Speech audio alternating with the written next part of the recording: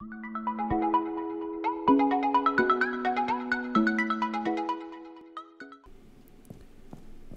folks, welcome to AdsTech. Today we're going to take a look at the new update that's coming out for Hellion in just a few hours time. Now by the time this video goes live, chances are the update has been dropped, but I just want to give you guys a bit of an update on what to expect for the new update that's coming out. If you're wondering what's going on here on the screen, I logged into the server and the pressure had dropped in our habitat module, and when I exited from the stasis, the cryopod here, I suffocated, and as much as I tried to get to my jetpack and the pressure suit and the helmet, I kept dying. I tried about 6 times and gave up in the end. So this is a brand new one, and of course the servers are going to get wiped with a new update anyway, so I just thought that we'd have a little run around, get a bit more experience, and have a little chat about the update. Now the update contains some exciting stuff, plenty of bug fixes and stuff like that, and also the most exciting part is actually a new ship, which I believe is called, is it Steropes? I think it's called. Yeah, it's Steropes. Essentially what's going to happen is the new ship is a lot smaller, so it does lose out on a few bits and bobs, but we'll talk about those and you know, basically explain the process behind the idea for doing that. Now, Zero Gravity always said in previous updates that there's the Arges, that's the current ship that we get when we start off in the game, but they have said that the Steropes, the new ship, is going to be the new starter ship, so you'll have to go off and find the Arges once you know you get to your other ship and you warp around, so eventually you'll find the larger ship. Now the Steropes ship, as I said, it's a lot smaller. Looking up the update, it only weighs 468 tons compared to the Arges, which is 698 tons, so it's considerably smaller. It has the new ship has an airlock, an air filter, RCS of course, warp drive, and just one solar panel as well, which is not really going to be much of a problem, because if you think with a smaller ship you're going to use less power, so you're not going to need as much power to you know, to generate that power. Now what it doesn't come with is a way to replenish your RCS fuel. Now I don't really see this being a massive problem, because apparently according to the update, it's not going to use as many resources as the Arges, because it's a smaller ship. Now to compensate for these, the drawbacks of course, apparently it's about 2.5 times more manoeuvrable than the Arges. So that's a plus point as well, because we all know how difficult controlling stuff in Hellion is, which is cool. And it also features an improved warp drive, which apparently uses only 1 warp cell versus 3 on the Arges, and as I say, it consumes a lot less fuel as well. Apparently the Steropes ship comes with a dedicated capacitor bank with 3 upgrade slots, which basically means that you can have a lot of power with a new ship. So it's to me it kind of seems a lot like a better starter ship, and the reason for that is just because you know, when you start off in a game like Hellion, you don't want a really powerful ship to start off with. You know, you want to feel like you've accomplished something, and I really do kind of believe that with the new ship. So that's pretty good.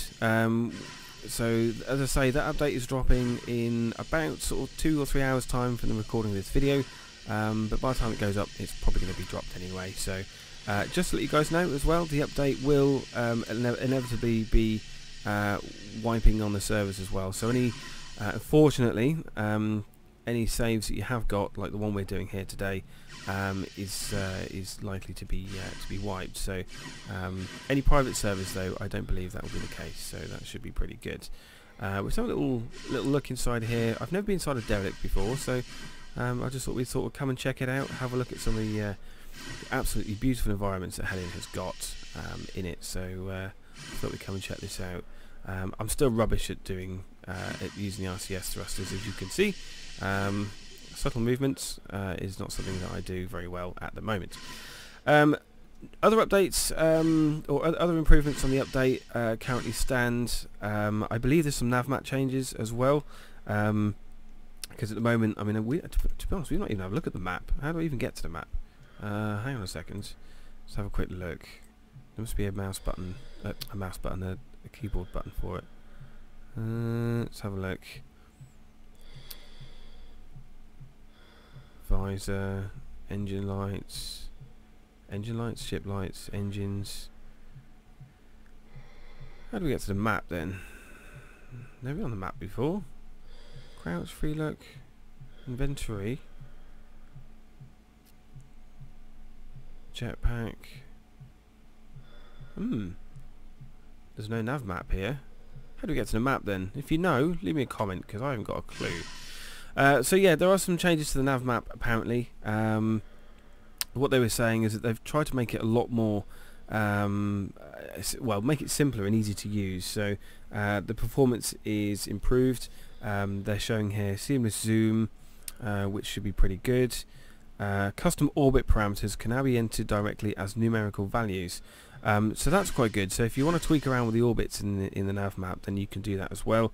And apparently you can hold multiple custom orbits too, including new icons for ships, modules, outposts and stations, and 3 information tabs for selected objects. So it looks like we're getting a lot of sort of quality of life improvements on the nav map, which is absolutely fantastic, because in previous iterations that I've seen in the nav map, it was always a little basic, but you know, it was functional. So you know, we have to remember that this game is still in early access, so you know, there's going to be lots of changes, there's going to be lots of improvements.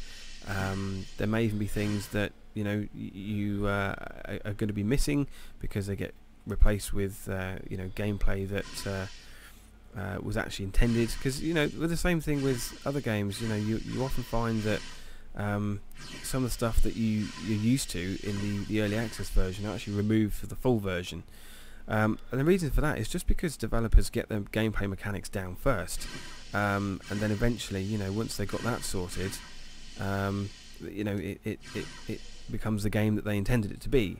You know, so that's kind of, you know, where I think the developers are going here, and you know, good for them. You know, there's not an awful lot in this derelict, is there? I didn't find anything worth having on that. Nothing at all. Let's see, are there any updates for piloting interface? That's right. So when you are docked with your ship and you're trying to pilot somewhere, apparently there's been some updates for that as well, or rather actually it looks like they've redesigned it from scratch. Just to read out a few of the updates here for you guys as well. Full visibility across the entire canopy. That can only be a good thing, because you know, I mean, look at that planet. That's very, very pretty. I've not seen a planet look that good in a game for a long time. Only authorised personnel can now pilot your ship, which is fair enough. New icons and improved indicators. These are probably coming with the nav map stuff as well. Free look no longer interrupts piloting. Now that's quite a big thing actually, because you know, you want to have to be able to look around your ship, especially if you're docking or you know, manoeuvring your ship. You don't want to be, you know, losing control of your ship while you're on the look around. Added hotkeys to access piloting 1, Nav Map 2 and docking 3, and headlights 4, so that's pretty good. And also they've removed unused buttons for these interactions as well.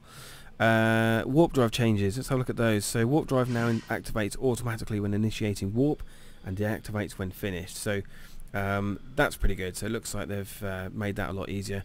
Oh look, we're in a debris field, so that should be fun. I've drifted away as well. Let's have a look. Remove the 5-second warp confirmation after aligning, so that's pretty good. So it looks like warp drive is going to be a lot easier to activate as well. Let's have a look. Ships can also warp independently of players, provided that the timer and maneuver have been set in advance. Let's have a look. Sorry, I'm trying. I'm trying not to disappear on the game, but I'm also trying to read the updates for you as well. But not in debris fields. Oh, that was a close call, wasn't it? Tell you what, let's go and have a look at the ship. I know the save isn't going to be around for much longer, but we can have a quick look at it, can't we? Because we've never seen the ship before, or at least not been on the ship. Where's the docking hatch? Let's have a look. Let's go to the top there.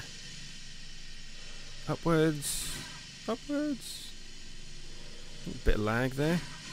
We need to get inside quickly because we're going to get a bit of shrapnel in our visor and then suffocate to death, more likely.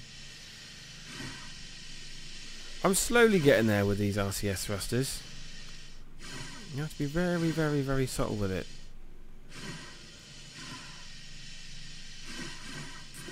Right, here we go. Nearly there.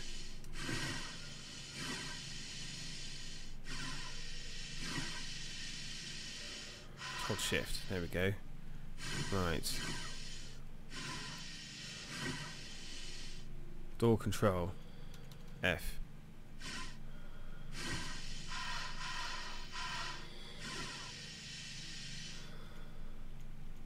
There we go. Right.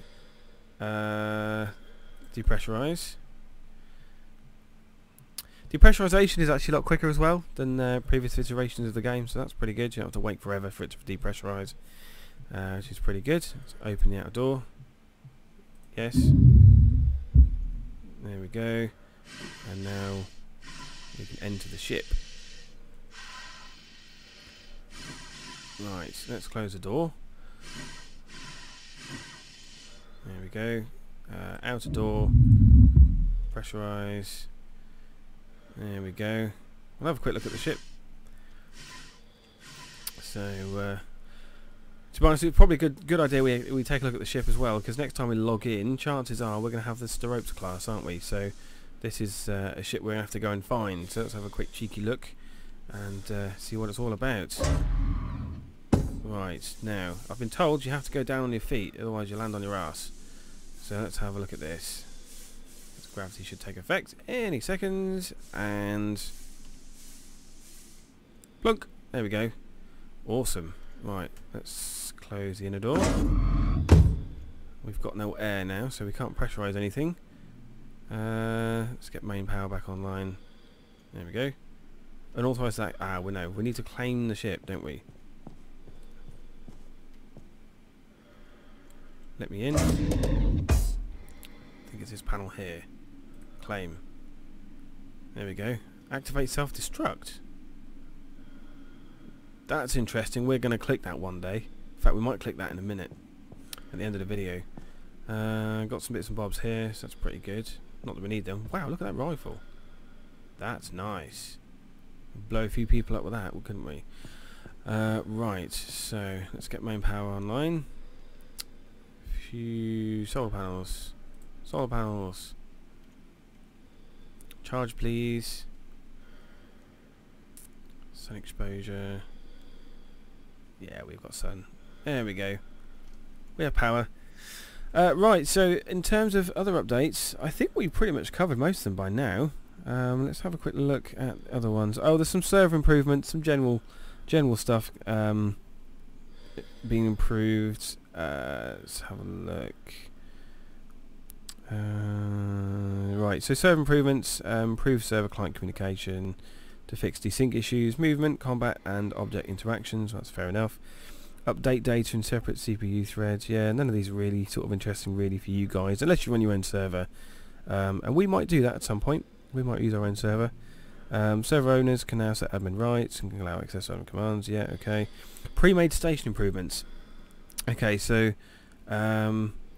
pre-made stations now use their own specific blueprint files. Additional options, lock doors and vulnerability systems on off can be set globally or per module through the station blueprint JSON file. Yeah, these are all sort of general stuff.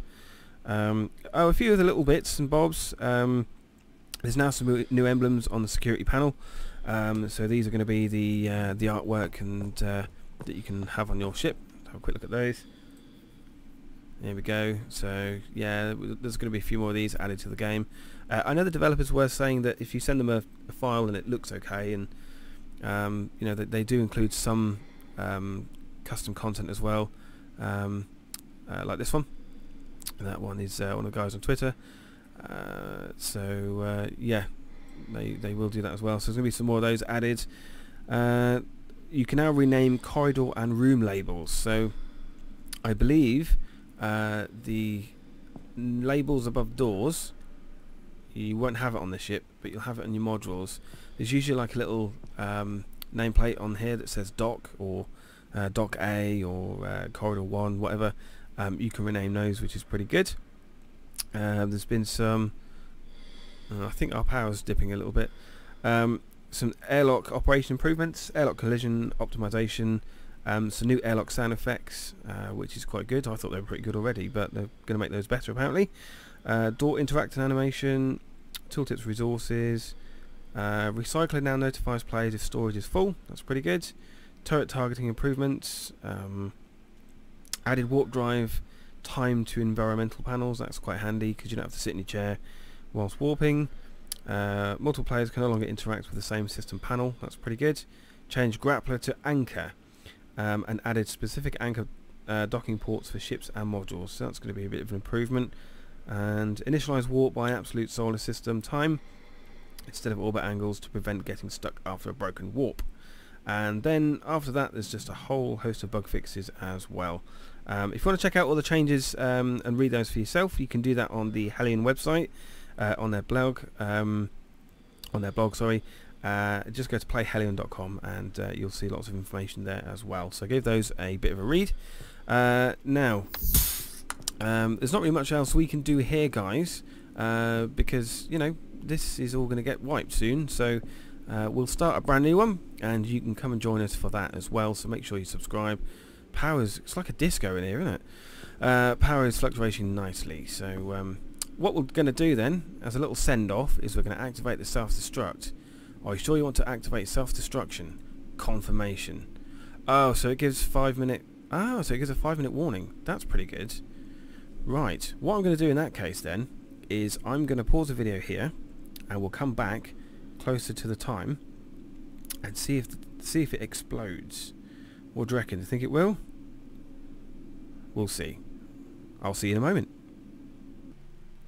Hey guys, welcome back. So I've managed to get myself out of the ship, and we've got literally 15 seconds before this thing explodes. I don't know what to expect, but yeah, here we go. 10, 9, 8, 7, 6. I haven't far enough away.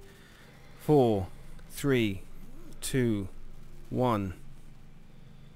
Oh wow, that was fantastic. It actually did explode. I wasn't quite expecting that. Brilliant stuff. Well guys, I hope you enjoyed the video. If you did, give us a like. It really does help, and don't forget to subscribe as well. And if you fancy a chat, you can you can find me on Twitter, because I'm always on Twitter. So yeah, we'll catch you next one, guys. I hope you enjoy the update, and yeah, we'll catch you next one. Ta-da.